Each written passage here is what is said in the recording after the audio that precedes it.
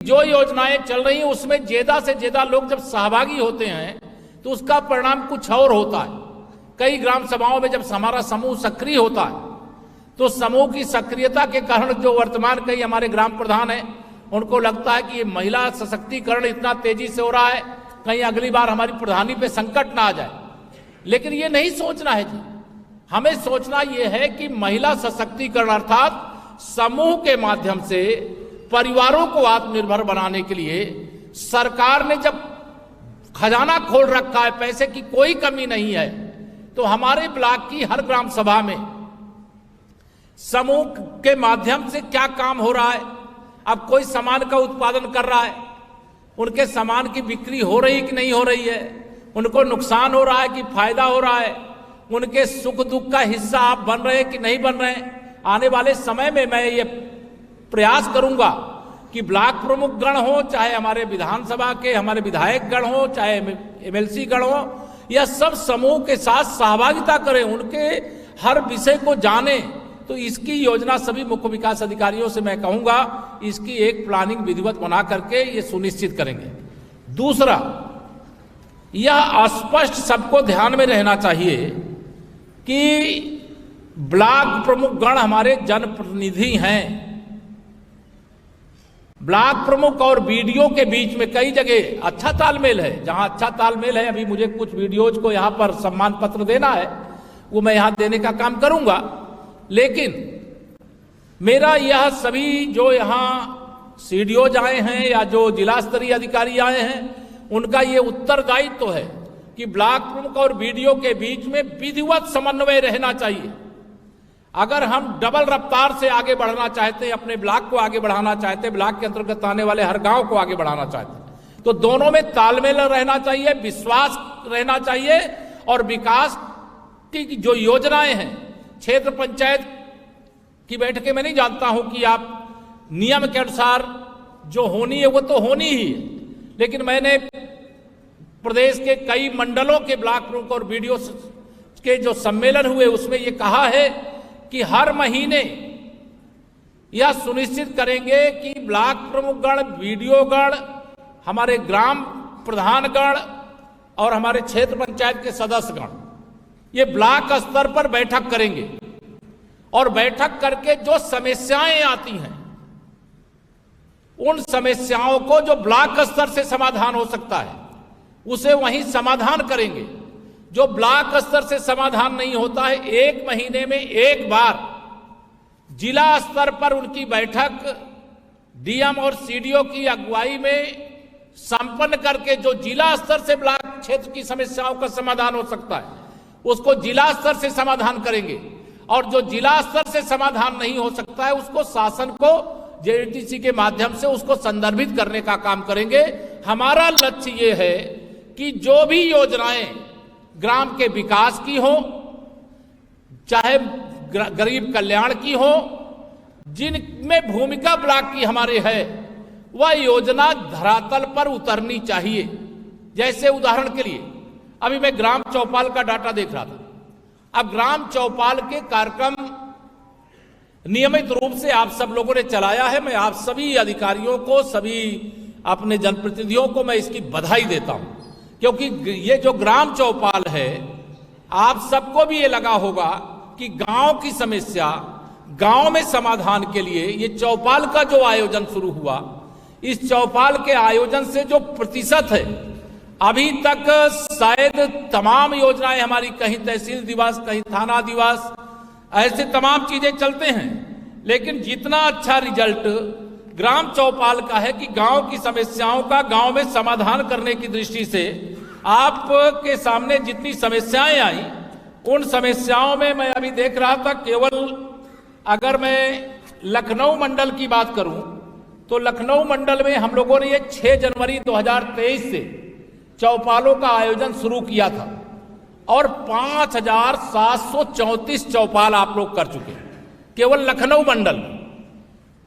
अब इसमें जिनकी उपस्थिति रही वह भी हमारे अधिकारी, लगभग 21,000 अधिकारी गण वहां मौजूद रहे, और जो ग्राम स्तरीय अधिकारी हैं वह तो लगभग 35,000 से अधिक, यानी लगभग 36,000 रहे।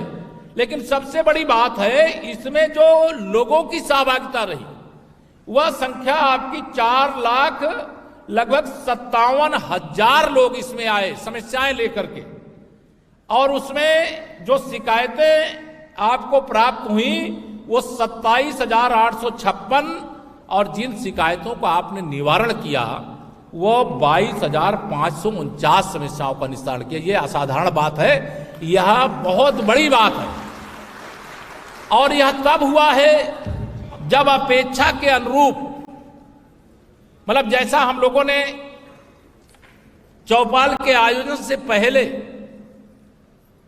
जो शासनादेश आप सबको मिला है, उस शासनादेश में यह कहा गया था कि कम से कम एक दिन पहले हम गांव में शुक्रवार को आयोजित होने वाली चौपाल का प्रचार प्रसार करेंगे और एक दिन पहले ही गांव में हम स्वच्छता का अभियान चलाने काम करेंगे।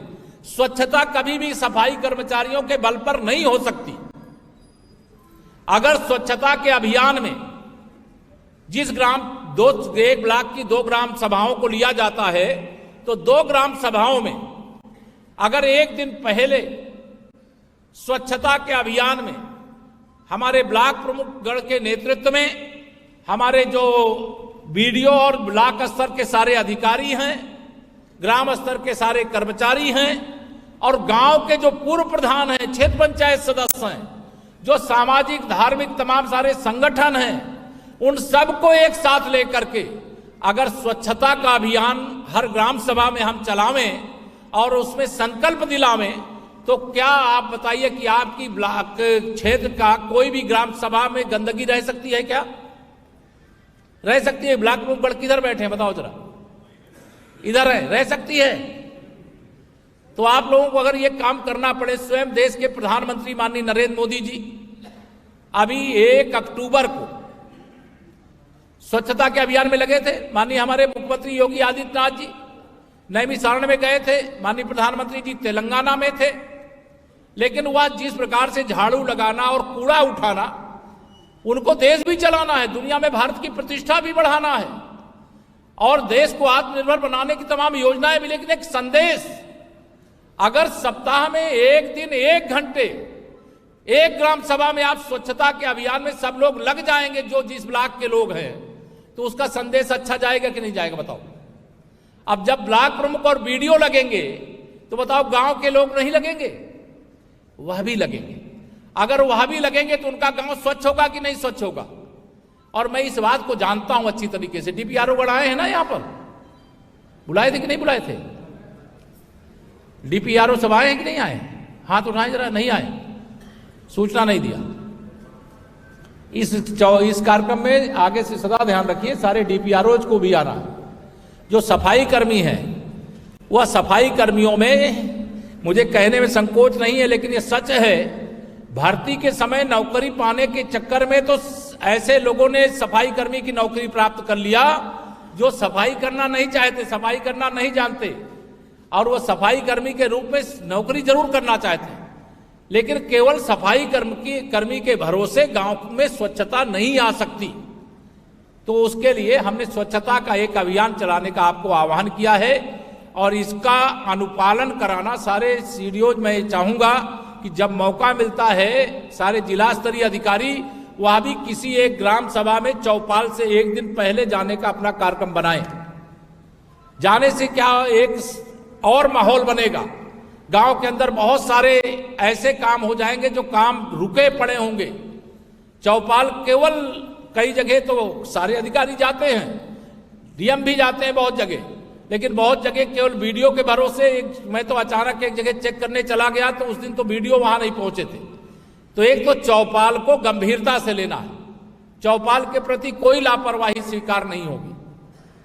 दूसरी बात मैं करना चाहता हूं, हमारे इस समय गरीब कल्याण की योजनाओं में सबसे बड़ा काम जो हो रहा है वो प्रधानमंत्री आवास और मुख्यमंत्री आवास का काम हो रहा है।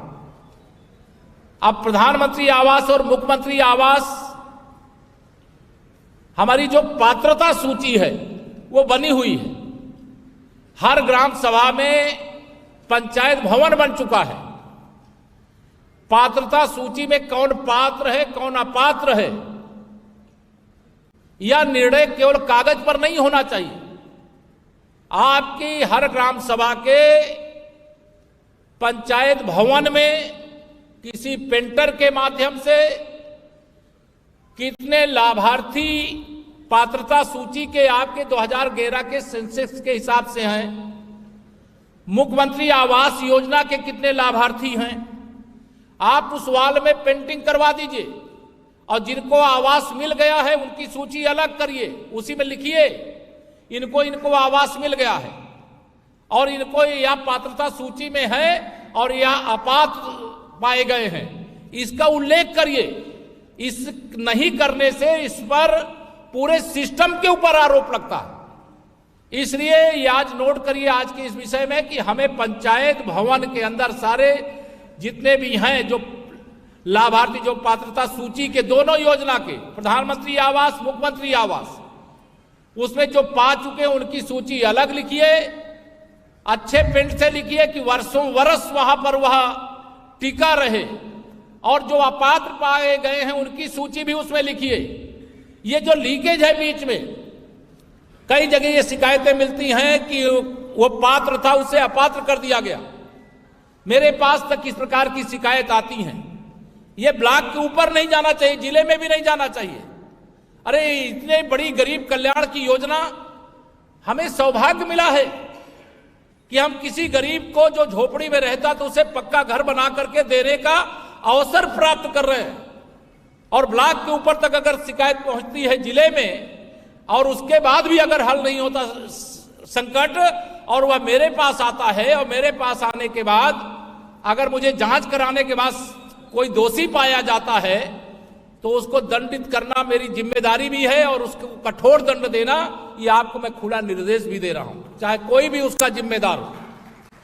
लेकिन जिम्मेदारी आपकी सबसे बड़ी ये है कि सिस्टम को ऐसा बनाइए कि कोई शिकायतकर्ता अगर ब्लॉक से असंतुष्ट है तो वो जिले में आकर के उसकी समस्या का समाधान हो जाए।